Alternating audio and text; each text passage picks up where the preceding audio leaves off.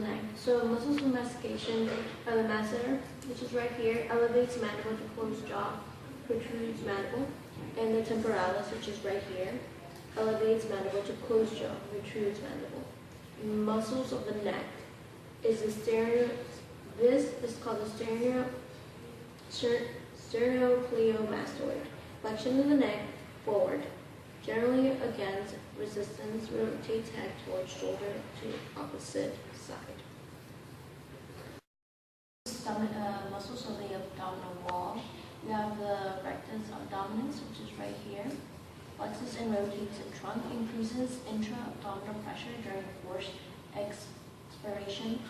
We have the internal oblique, which is a lateral flexion and a rotation of the trunk, increases intra-abdominal pressure during forced expiration. And the external oblique is right here. Lateral flexion and rotates the trunk, increases intra-abdominal pressure during forced expiration. And the transverse abdominis, it's not available in here, but it increases intra-abdominal pressure during forced expiration. Muscles. So we have the pectoralis major, which flexes and abducts the arm. We have the pectoralis minor, which is right here. Flexes, abducts, and medially rotates the arm.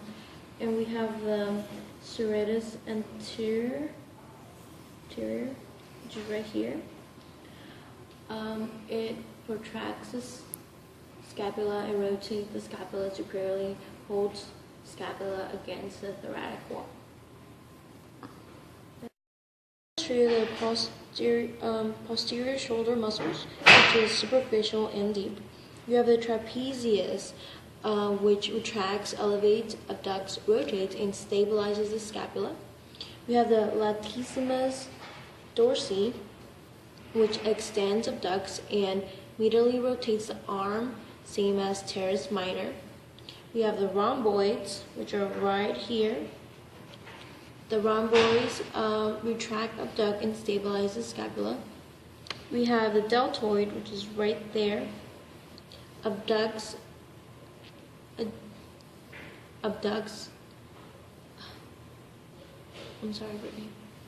and laterally rotates the arm. And we have the teres minor, which is right here inside. Extends, abducts, and medially rotates the arm, same as the latissimus dorsi. We have the rotator cuff muscles. We have the teres minor, which is right here, which abducts and laterally rotates the arm. The supraspinatus, which is right here, stabilizes arm and assists in abduction. The infraspinatus, which is right here, all this section, abducts and laterally rotates the arm. And the subscapularis, which is over here, all this, medially rotates the arm. The arm, anterior to the arm, we have the biceps brachii, which flexes and separates the forearm. Brachialis, which is right here in the middle, which flexes the forearm. Posterior to the arm, right here, are the which are the triceps brachii, which extends the forearm and the arm. Muscles of the anterior forearm, superficial. So right here, these are called flexor jutatorium superficials.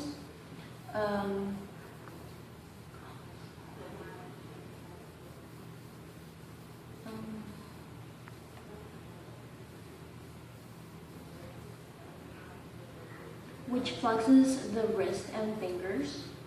We also have right here palmaris longus, which is flexes the wrist. We have flexor carpi radialis, which flexes and abducts the wrist. Right here we have the flexor carpi ulnaris, which flexes and abducts Did I say that twice? Flexes and abducts. Or not? And right here we have the pronator teres, which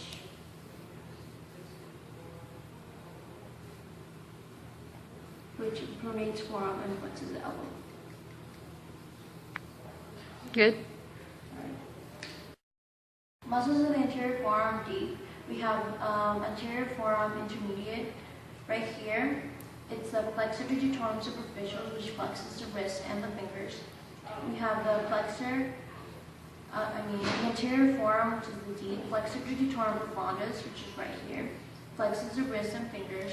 Flexor pollicis longus. Flexes the wrist and the thumb. Muscles of the posterior forearm, so superficials. We have the brachialis, flexes the forearm, which is right here. Brachialis flexes the forearm. Brachioradialis.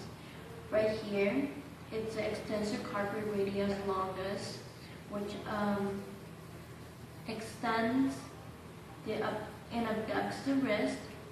And then right here, this is the very one, it's called the extensor carpi radialis brevis. Tell me I didn't do that again. No, brevis. Extends and abducts the wrist. The posterior forearm, which is superficial. Right here we have the extensor digitorum, which extends the wrist and fingers. Right here we have the extensor carpi ulnaris, which extends and abducts the wrist. Deep posterior forearm. Right here, it's called the supinator, which supinates the forearm. And this right here, it's called the abductor pollicis longus, which abducts the thumb. Good. The gluteal region, superficial. Right here, we have the gluteus maximus, which extends the thigh, assists in lateral rotation. Right here, we have the tensor fascia latae, which abducts the thigh. Right here, inside of it, it's called the gluteus medius, which abducts and medially rotates the thigh. And right here, it's called the iliopsoas. It combination of two muscles, the pros major and ilius, both flex the head joints. Well, Here, tall, superficial. Right here, this is the serratus, which crosses the leg, flexes the leg, abducts and laterally rotates the thigh. This is called the rectus femoris, part of the quadriceps femoris, extends the leg, flexes the thigh. This is called the vastus lateralis, which is part of the quadriceps femoris, extends the leg. And right here we have the vastus medialis, which is part of the quadriceps femoris as well, extends the leg. Right here we have the medial thigh. This is called the brachialis, which abducts the thigh and flexes the leg. This is called the abductor longus, which abducts and laterally rotates the thigh. This right here, it's called the abductor mangus, and it abducts and laterally rotates the thigh. And finally, we have this, which is called the abductor brevis, which abducts and laterally rotates the thigh as well. Posterior thigh. This right here, it's called the bicep femoris, which flexes the leg and extends the thigh. This little piece right here inside, it's called the semimembranosus. Anyway,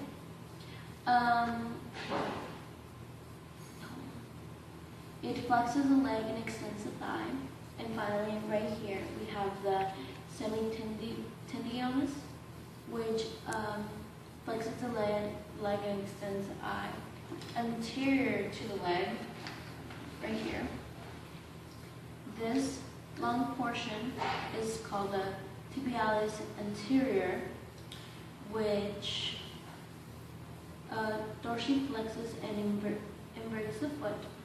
This little bitty part right here, it's called the extensor hallucis longus, which extends the big toe and dorsiflexes the foot. And finally, this section is called the extensor hallucis longus. No. Extensor digitorum longus, and extends the toes and dorsiflexes the foot. This big part right here, it's called the fibralis longus, which inverts and plantar flexes the foot. This little bitty part right here, it's called the fibralis brevis, which inverts and plantar flexes the foot. Posterior leg superficial, which I have to pick something up for this.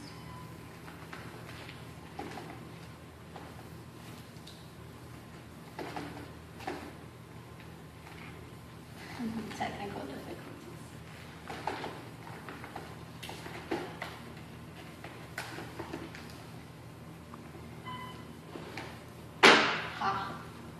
Okay. This part is called the gastrocnemius, and the other part. A plantar flexes the foot and flexes the leg. And right here, this is called the solus, which plantar flexes the foot. Posterior of the leg, deep. Right here we have the popliteus, which flexes the leg, unlocks the knee joint. Tibialis posterior, right here. It inverts and plantar flexes the foot. We have the flexor digitorum longus, which is in this. It flexes the toes, and finally the flexor heliacus longus, which flexes the big toe. And that concludes the muscles.